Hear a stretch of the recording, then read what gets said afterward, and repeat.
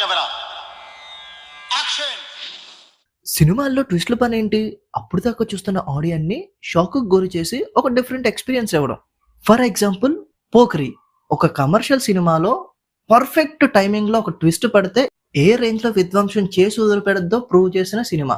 ఇంకొన్ని సినిమాలుంటాయి. ఆ twist reveal అయిన తర్వాత ఏంటి ఇది ట్విస్టా? ఏంటి ఇదే ట్విస్టా?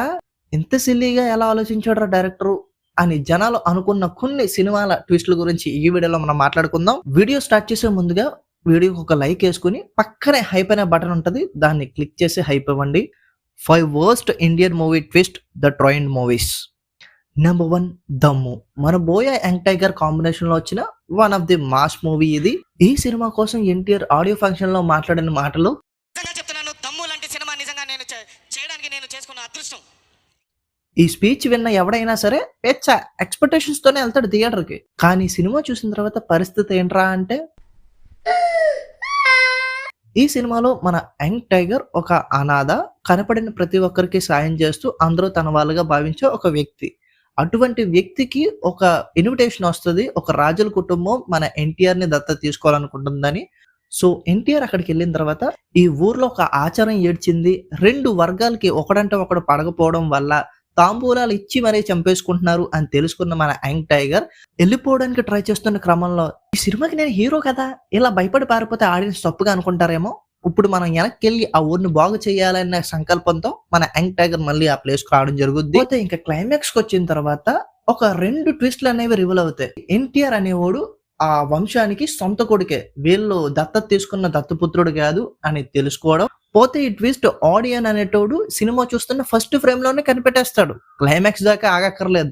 దీన్ని తీసి పక్కన పెట్టేద్దాం. ఇంకో ట్విస్ట్ ఉంటది. అదేమిటంటే సుమన్ మన ఎన్టీఆర్ వాళ్ళ ఫాదర్ ఆయన్ని ఫస్ట్ సీన్ లోనే చంపేసినట్టు చూపిస్తారు. పోతే ఆయన్ని చంపరు, ప్రాణభిక్ష పెట్టి వదిలేస్తారు. సో ఆ అవమానాన్ని తట్టుకోలేక సుమన్ వాళ్ళ ఇంట్లోనే ఒక సీక్రెట్ రూమ్ ఉంటది. ఆ రూమ్ లోకి వెళ్ళిపోయి ఆయన్నే అష్ట దిగ్బంధనం చేసుకుంటాడు. లైక్ నరసింహ సినిమాలో నీలంబరి క్యారెక్టర్ ఎలా రజనీకాంత్ గురించి చీకటి గదిలో ఉండిపోద్దో, ఈయన కూడా ఆ చీకటి గదిలో అన్ని సంవత్సరాలు ఉండిపోవడం జరుగుద్ది. షాక్ అయ్యారా? ఇదైతే మాత్రం అసలు బక్వాస్ ట్విస్ట్ అనాలి. అసలు ఈ ట్విస్ట్ సినిమాకి ఏ విధంగానూ ఉపయోగపడదు. ఈ ట్విస్ట్ ద్వారా ఆడియన్స్ బుర్రలో పాడైపోతే మంచి షాకింగ్ ఎక్స్పీరియన్స్ ఉంటది. అసలు మెంటల్ ఎక్కిపోతారు జనాలు అనుకున్నారేమో బోయా గారు. పోతే ట్విస్ట్ రివీల్ అయిన తర్వాత షాక్ అవడం మానేసి నవ్వడం స్టార్ట్ చేశారనమాట. సో ఈ సినిమాలో ఉన్న ప్లాట్ ట్విస్ట్ వరస్ట్ అని చెప్పాలి. Number 2 oxygen. ఈ మధ్యన హరిహర వీరమల్లు అన్న ఒక కళాఖండాన్ని తీసిన డైరెక్టరే ఈ సినిమా కూడా డైరెక్టర్. ఆయనే జ్యోతికృష్ణ. ఈ సినిమా స్టార్టింగ్ లో హీరో గోపీచంద్ పెళ్లి చేసుకోవడానికని ఒక అమ్మాయిని చూడడానికి వాళ్ళ ఊరు వెళ్తాడు. అక్కడికి వెళ్ళిన తర్వాత మనోడు వాళ్ళందరితో కూడా చాలా బాగా కలిసిపోతాడు. అండ్ మనోడు అనాథ కూడా కాబట్టి అక్కడ పెద్ద ఫ్యామిలీ ఉండడంతో హ్యాపీ లైఫ్ లీడ్ చేస్తున్న కార్యక్రమంలో మన గోపీచంద్ ఒక ప్లాట్ ట్విస్ట్ పట్టుకొని వస్తాడు. ఇంటర్వెల్ కి హీరోయిన్ వాళ్ళన్నికి ఒక థ్రెటనింగ్ కాల్ వస్తుంది. సో వాళ్ళని వేసేయడానికి వెళ్తున్న క్రమంలో మన గోపీచంద్ కూడా వాళ్ళతో కలిసి వెళ్తాడు. అక్కడికి వెళ్ళిన తర్వాత అవతల గ్యాంగ్ మనోళ్ళని వేసేయడానికి వచ్చేస్తున్నప్పుడు మన గోపీచంద్ కూడా వాళ్ళని వేసేస్తున్నట్టు బిల్డప్ ఇచ్చి రివర్స్ లో హీరోయిన్ వాళ్ళన్ని పీకలేపేస్తాడు. యాక్చువల్లీ ట్విస్ట్ రివీల్ అయిన తర్వాత థియేటర్ లో షాక్ అవ్వాల్సింది పోయి నేనైతే పెచ్చగా నవ్వుకున్నా. ఎందుకురా అంటే సీన్స్ తో సహా ట్విస్ట్ ని రామయ్య వస్తావయ్య మూవీ నుంచి లేపేయడం జరిగింది. మీరు చూసుకుంటే యాజ్ ఇట్ ఈజ్ ఉంటది. అక్కడ కూడా పెళ్లి సెటప్ ఉంటుంది, ఇక్కడ కూడా పెళ్లి సెటప్ ఉంటది. అండ్ హీరో కూడా మన ఆపోజిట్ గ్యాంగ్ లో తిరుగుతూ ఉంటాడు వాళ్ళ ఫ్రెండ్ లాగా. బట్ ఇంటర్వెల్ కి వచ్చేసరికి హీరోయిన్ ని పావులా వాడుకుని వాళ్ళ ఫ్యామిలీని వేసేయడానికి వచ్చిన మహనీయుడు అని రివీల్ చేయడం, ఇదంతా కూడా కంప్లీట్ గా రామయ్య వస్తావయ్య మూవీ నుంచి యాజ్ ఇట్ ఈజ్ లేపేయడం జరిగింది. పోనీ ఆ సినిమా ఏమైనా ఒరిజినలా అంటే ఆ సినిమాలో ట్విస్ట్ రెబల్ సినిమా నుంచి లేపేశారు. అట్లుంటది ఇంటెలిజెంట్ డైరెక్టర్స్ పరిస్థితి. Number 3 race 3. ఫర్ ఎగ్జాంపుల్ ఒక లాజిక్ లెస్ కమర్షియల్ సినిమా తీస్తున్నప్పుడు ఆడియన్ అనేటోన్ని మీ బ్రెయిన్ తీసి ఫ్రిడ్జ్ లో పెట్టి థియేటర్కి రండి అప్పుడే ఎంటర్టైన్ అవుతారు అని చెప్తారు కదా. బట్ రైటరే సినిమా స్క్రిప్ట్ రాసేటప్పుడు బ్రెయిన్ తీసుకెళ్లి ఫ్రిడ్జ్ లో పెడితే ఎలాంటి కళాఖండం తయారవుద్ది అనడానికి పర్ఫెక్ట్ ఎగ్జాంపుల్ ఈ జఫా సినిమా. ఈ సినిమాలో ట్విస్ట్ గురించి ట్విస్ట్ల గురించి విన్నారంటే బుర్ర పాడైపోద్ది. మీరు కనుక ఈ సినిమాలో ట్విస్ట్లు తెలుసుకున్నారంటే బుర్ర పాడైపోద్ది. నరమానవుడు అనేవాడికి ఇలాంటి ఐడియాలు చచ్చినా రావు. అంత బ్రిలియంట్ ఉంటది సినిమాలో ట్విస్ట్లు అనేవి. ఈ సినిమాలో మన హీరో సల్లు బాయ్ అండ్ తనకు ఒక బ్రదర్ ఉంటాడు బాబీ డియోల్. అలాగే మరో పక్క ఈ సినిమాలో విలన్ అనిల్ కపూర్ కి ఇద్దరు ట్విన్ డాటర్స్ ఉంటారు. అండ్ మనోడు బాగా రిచ్. సో మన ఇద్దరు బ్రదర్స్ కూడా అనిల్ కపూర్ మీద రివెంజ్ తీర్చుకోవాలనుకుంటారు. అనిల్ కపూర్ కి ఒక బ్రదర్ ఉంటాడు. ఆ బ్రదర్ దగ్గర డబ్బులు ఉంటే మనోడి దగ్గర ఏం ఉండవు. బట్ మనోడు తెలివిగా వాళ్ళ వైఫ్ ని లైన్ లో పెట్టి అంటే ఇల్లీగల్ రిలేషన్షిప్ నడిపిస్తూ ఉంటాడు స్వయాన వదినతోనే. దాని తర్వాత అన్ని భార్యని ఎలాగో లాగేసుకోవడమే కాకుండా డబ్బులు కూడా లాగేసుకుని వాళ్ళన్నిటిని జైలుకి పంపించేస్తాడు. సో అలా అనిల్ కపూర్ మీద మన ఇద్దరు బ్రదర్స్ కూడా రివెంజ్ ప్లాన్ చేస్తారు. అండ్ మరో పక్క ఈ సినిమాలో హీరోయిన్ జాక్విలిన్ ఫెర్నాండిస్. ఈవిడ మన బాబీ డియోల్ తో లవ్ అఫేర్ నడిపిస్తూ ఉంటది. అండ్ దానికి ముందే మన సల్లుబాయ్ తో కూడా లవ్ అఫేర్ ఉంటది ఈమెకి. ఇవన్నీ పక్కన పెడితే మన జాక్విలిన్ పాప ఒక కాన్ స్టార్. ఎస్, మీరు విన్నది కరెక్టే. ఈ సినిమాలో ఒక కాన్ స్టార్ అనమాట. సో ఈ విషయం మన సల్లుబాయ్ కి బాబీ డియోల్ కి తెలియనట్టే యాక్ట్ చేసి ఆవిడ పక్కనే పెట్టుకుంటారు. బాబీ డియోల్ హీరోయిన్ తో లవ్ అఫేర్ నడుపుతున్నాడు. దాన్ని తీసి పక్కన పెడితే మనోడు అనిల్ కపూర్ కూతురు ట్విన్స్ అన్నాను కదా, అందులో ఒక దాన్ని డేట్ చేస్తూ ప్రేమిస్తాడు. ఎందుకంటే మనోడి మీద ప్రతీకారం తీర్చుకోవాలనుకుని. ఈ ప్రాసెస్ లో జాక్వెలిన్ మన హీరోయిన్ ఒక లవరు కాదు, అలాగే కాన్ స్టార్ కూడా కాదు, ఆవిడ ఒక అండర్ కవర్ ఆఫీసర్ అని ట్విస్ట్ రివీల్ అవుద్ది. అండ్ మరో పక్క మన ఇద్దరు బ్రదర్స్ ఉన్నారు కదా, సల్లుబాయ్ బాబీ డియోల్. వీళ్ళల్లో ఒకరు అనిల్ కపూర్ బయోలాజికల్ సన్, స్వయాన సొంత కొడుకు. అది ఎవర్రా అంటే మన బాబీ డియోల్. మరి ఇంతకు ముందు బాబీ డియోల్ డేట్ చేసింది తన సొంత చెల్లి. రే ఇష్టం వచ్చినట్టు రాసి పడేస్తా ఈ ట్విస్ట్లు అవ్వరా, జనాలకి నరకానికి ఎంట్రీ అవుద్ది. Number 4 OG.